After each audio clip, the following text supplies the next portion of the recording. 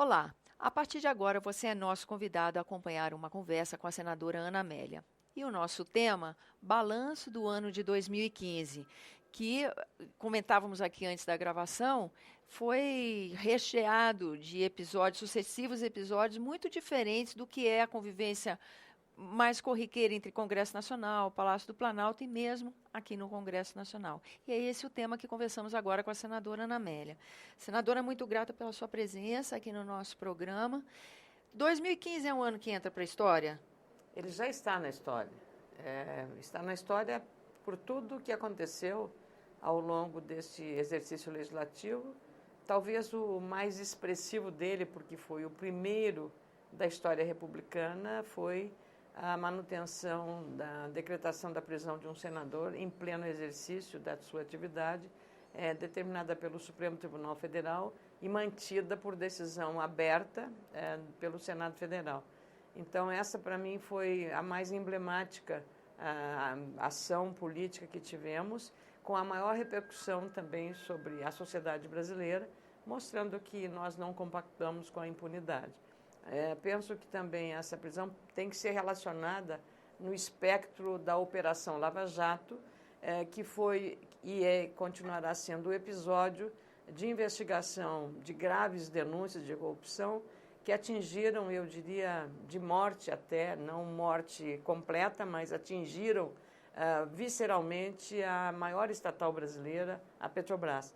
E com uma aliança, eu diria, promíscua, para não dizer espúria, entre os agentes políticos e as empreiteiras que forneciam serviços à maior estatal brasileira da área de petróleo. Então, a prisão de vários empresários, de parlamentares, alguns já foram presos, outros estão na lista das investigações. Então, nós ainda teremos desdobramentos ao longo de 2016, nesse episódio rumoroso, e que eu espero, ao contrário do que aconteceu com o Mensalão e até com o impeachment do ex-presidente nos anos 90, que isso seja uma depuração em relação à necessidade de termos uma intolerância com a impunidade e uma intolerância com a corrupção. Bom, mas a própria sessão plenária, a decisão do Senado, como a senhora descreveu, em votação aberta, no caso de acatar ou não uma decisão do Supremo Tribunal Federal, ali a gente já pode considerar que isso é uma sinalização de que alguns paradigmas já mudaram em função disso tudo? Ali foram vários fatores que incidiram sobre a deliberação, porque numa gravação feita com autorização da Justiça, do filho de um dos diretores presos da Petrobras, o Cerveró, ele, ouvindo o senador Delcy de Amaral, ele manifestou, o senador, que teria influência sobre alguns ministros do Supremo Tribunal Federal. Eu penso que isso mexeu com os brios da corte, dos pares da corte, e levou por unanimidade a decisão na turma liderada pelo ministro Teori Zavascki a uma decretação da prisão preventiva do senador Delcy de Amaral. Independente do sentimento que moveu os ministros do Supremo a essa decretação da prisão, o fato é que isso teve relevância institucional, porque nós não quebramos a harmonia dos poderes, respeitamos uma decisão que cabia à Justiça decretar prisão, com base na denúncia apurada pela Polícia Federal, pelo Ministério Público. Então, foi muito bem fundamentada. O Supremo não faria a decretação da prisão se não tivesse absoluta segurança de todos os elementos necessários a essa iniciativa extremamente relevante, como a gente disse, histórica. Agora, isso prossegue, o curso da investigação continua e várias outras figuras tão fulgurantes quanto o senador Delcídio continuam nesse processo da Lava Jato. Então, nós temos que aguardar os acontecimentos e eu tenho a certeza e a plena convicção que o mesmo rigor que foi aplicado ao senador, líder do governo aqui no Senado Federal, será também pelos outros senadores e deputados que eventualmente estiverem envolvidos na Operação Lava Jato. Bom, senadora, a gente acompanhou também ao longo do ano uma crise institucional muito mais agravada na Câmara do que no Senado. E muitas vezes se falou do protagonismo do Senado. Para o Senado, esse ano foi um ano diferente, na opinião da senhora? Foi porque as missões que tiveram ao cargo do Senado, como essa da questão relacionada ao senador Delcy de Amaral, a casa é uma casa revisora, é uma casa também, digamos, que tem um papel relevante na questão institucional. Também eu quero destacar a iniciativa do senador Renan Calheiros, o presidente da casa, de ter devolvido ao Palácio do Planalto uma medida provisória. Não foi a primeira vez, é bom que se faça a justiça. O primeiro presidente do Senado a devolver uma medida provisória foi o agora senador pelo estado do Rio Grande do Norte, Garibaldi Alves. Então, mas também não chega a ser usual, né? Não, não é usual, exatamente. Outra, acho que penso também que, do ponto de vista do Senado e da Câmara, foi a derrubada de alguns vetos. Um deles, talvez mais importante, porque eu estou lidando com essa matéria há bastante tempo, e eu percebo que a sociedade está ansiosa por isso, que é a impressão do voto na urna eletrônica. Essa matéria, a derrubada do veto, o próprio Partido dos Trabalhadores ter liberado a bancada em relação ao assunto, que fez parte da reforma política aqui apresentada pelo senador Romero Jucá, eu também tinha uma emenda com a mesma natureza, sou autora de um projeto que está em tramitação na Comissão de Constituição e Justiça, na relatoria do senador Ronaldo Caiado, que exatamente prevê que no mesmo ato que você digita o voto, há uma digitação impressa e fica dentro ali guardado o voto impresso naquela urna. Para que isso? Para dar a garantia absoluta da segurança do eleitor, de que aquele direito inalienável e secreto dele, ele não vai sair com papel mostrando, não é bem que é interpretado dessa forma, não.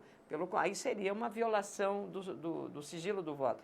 É pegar e deixar aquele documento impresso como garantia numa eventual dúvida sobre como estava o resultado daquela urna ou daquela secção eleitoral, uma dúvida que seja levantada, vai lá, abre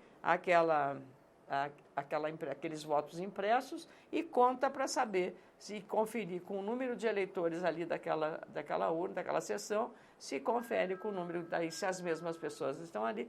Eu acho que isso é uma segurança total, porque está provado cientificamente que nenhuma urna, nenhum sistema eletrônico é inviolável. Sim. Todos são passíveis por uma invasão por hackers. Até a força do sistema de inteligência americano sofreu invasão de hackers. Então, imagina a urna eletrônica brasileira, que é uma invenção nossa, mas eu acho que uma segurança. Um outro detalhe é que não penso que seja exagero dizer, mas isso é muito caro. Ora, caro é eu fazer um estádio de 2 milhões de reais que não tem uso quando falta para outras. Penso que é muito mais importante você fazer esse investimento. E outra coisa, o investimento não é, ao mesmo tempo, implantar secções e voto impresso na mesma hora em todo o país. Não. Isso vai ser como é a questão da identificação biométrica, que começou em Santa Catarina, depois ao Rio Grande do Sul, em algumas urnas, e vai paulatinamente chegando. É assim que a gente faz. A própria urna eletrônica foi dessa forma. É verdade. Então, você tem que fazer as coisas com a racionalidade necessária, a economicidade necessária. Eu tenho, digamos assim, o senso prático das coisas. Eu não sou eu acho que também controle do gasto público tem que ser. Agora, é uma segurança para o eleitor? Não, nós não estaríamos agora discutindo uma questão eleitoral relevante, que é o descompromisso do governo com aquilo que prometeu na campanha eleitoral. Então, esse é muito importante. E, claro, o ano encerra com essa questão do impeachment da presidente da República. Eu ia chegar ali. Esse é o grande tema e eu fico muito, digamos assim, preocupada com a intolerância daqueles que acham que quem defende a análise do processo, olha o que eu estou dizendo, a análise do processo é golpista. Não há nenhuma razão. Primeiro, poderia ser golpe se não estivesse escrito na Constituição. Está lá. O mais incrível, Tânia, é que em 99, o mesmo partido que chama aqueles que defendem o exame do impeachment de golpistas, em 99 foram de bandeirinha lá entregar para o Michel Temer, que era o presidente da Câmara na época, pedindo o impeachment do Fernando Henrique Cardoso. Sabe qual a acusação? Estelionato eleitoral. Mas não tinha na época pedalada, não tinha contas rejeitadas por unanimidade no TCU, não tinha o problema da Petrobras, que foi destruída, né, na sua essência, e tantas outras. Quando a gente se encaminha para o final do ano com o acolhimento de um pedido de impeachment, ao longo desse segundo semestre, com o agravamento da crise econômica, muito se falava que a crise política alimentava a crise econômica, e a crise econômica, e assim entramos num ciclo sem fim.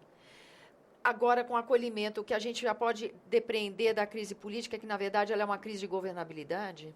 Ela é tudo. O governo está se revelando incapaz de administrar a sua própria casa. E por que eu digo isso? O episódio da carta do vice-presidente Michel Temer, que o país ficou, digamos, atônito por ver um relacionamento que deveria ser, no mínimo, solidário. Sim. Eu nem falo em fraterno, eu falo solidário. Solidário é a necessidade de você ter sido eleito para uma missão, uma responsabilidade, e que você tem que ter um mínimo de solidariedade. Agora, se você está brigando, você que saiu numa chapa de parceria, uma aliança, PMDB-PT, você tem que caminhar junto nesse processo. Na hora que você vê que houve o rompimento e que esse cristal trincou e que a gente sabe que esse cristal nunca vai ser polido novamente, que ele nunca vai recuperar o seu brilho, aí é que está a grande dúvida. Então, eu nem falo em fraternidade, eu falo em solidariedade no exercício disso. Quando falta isto, é que está desorganizada a gestão. Você precisa, para ter força, para ter liderança, você precisa ter essa solidariedade interna, e não está tendo essa solidariedade interna.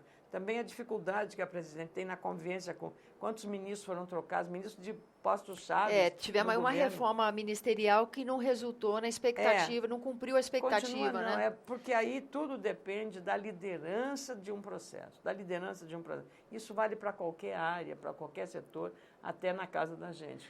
Bom, senadora, a gente grava esse programa agora em dezembro, nem a primeira quinzena ainda não acabou, mas é arriscado falar em expectativa para 2016, porque está tudo tão acelerado, né? Eu gostaria de hoje estar gravando já o programa de 2016 para 2017.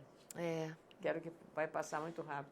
Vamos ter umas eleições municipais. Sim. Dentro desse clima e dentro de uma dificuldade financeira e incalculável dos municípios e dos estados. Estados não conseguindo pagar o salário dos professores, não, dos servidores, 13º atrasado em relação à maioria dos municípios, uma situação de fragilidade da federação, que a gente tem tanto falado sobre isso aqui. Realmente. Mas a gente precisa desejar a todos os nossos telespectadores, pelo menos, um Natal mais tranquilo e abençoado, nem que seja com frango, que vai substituir o peru, porque é mais barato. Tá certo. Senadora, grata pela sua presença aqui no nosso programa. A você que nos acompanha, agradeço a atenção. Lembrando que você está sempre convidado a fazer sugestões e críticas ao trabalho da TV Senado. E para isso é 0800 61 2211, que é uma ligação gratuita.